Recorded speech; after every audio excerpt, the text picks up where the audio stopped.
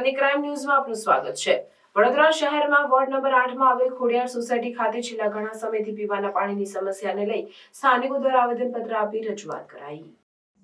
વડોદરા મહાનગરપાલિકાના નગરસેવકો સિક્કિમના પ્રવાસ જઈને પ્રજાના પૈસા વેડફાટ કરી રહ્યા છે, ત્યારે સ્થાનિક લોકોને પીવાના પાણીની સમસ્યા દૂર કરવી જોઈએ। વોર્ડ નંબર 8માં આવેલ ખોડિયાર સોસાયટીમાં છેલ્લા ઘણા સમયથી પીવાના પાણીની સમસ્યાને લઈને સ્થાનિક લોકોએ બેનર લઈ દેખાવ કર્યા હતા અને આવેદનપત્ર આપ્યું હતું।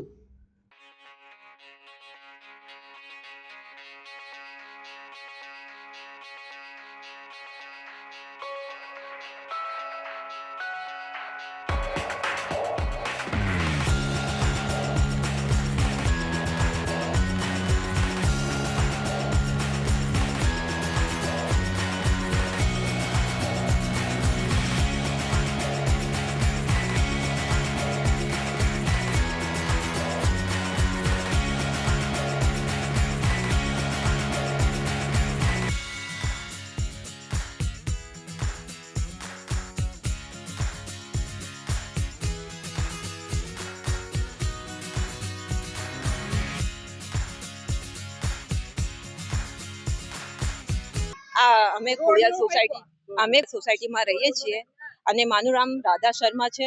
મેં કેટલા 6 મહિનાથી કેટલા કમ્પ્લેનો કરી છે, પણ આ કમ્પ્લેનોને કોઈ સિરિયસલી લેતું જ નથી। આજે અમારા છોકરા માંદા પડી ગયા છે, કોઈને પેટની સમસ્યા, કોઈને કંઈક ને કંઈક સમસ્યા થાય છે।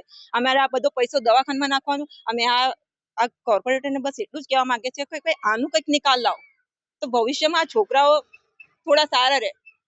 બસ અમારે તો એ જ કહેવું છે કે ભાઈ આ પાણીનો નિકાલ લો, તો જ અહીંયા ચૂંટણીનો વોટ લેવા આવજો, નહીં તો ના આવતા। કેટલા મહિનાથી આ સમસ્યા 6 મહિનાથી છે, પણ 6 વર્ષથી ક્યારનું અમે કહીએ છીએ, પણ 6 મહિનાથી તો વધારે જ છે।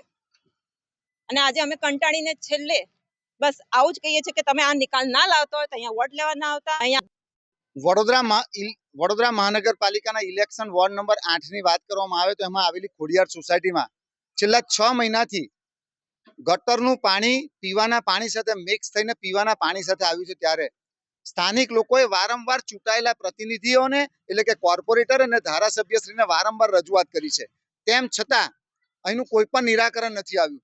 અહીંયા જ્યારે વહીવટી પાંખને કહેવામાં આવે છે અધિકારીઓને, ત્યારે અધિકારીઓ પણ સાંભળતા નથી। ત્યારે આજે આ લોકોએ ચૂંટણીનો બહિષ્કાર કર્યો છે કે કોઈ પણ ચૂંટાયેલા કોર્પોરેટર અને ધારાસભ્યોએ પ્રવેશ કરવો નહીં। મારે દુઃખ સાથે કહેવું પડે છે કે એ લોકોને સિક્કિમ જવાનો ટાઈમ છે, પરંતુ અહીંયા પ્રજાની મુશ્કેલીઓ સાંભળવાનો ટાઈમ નથી।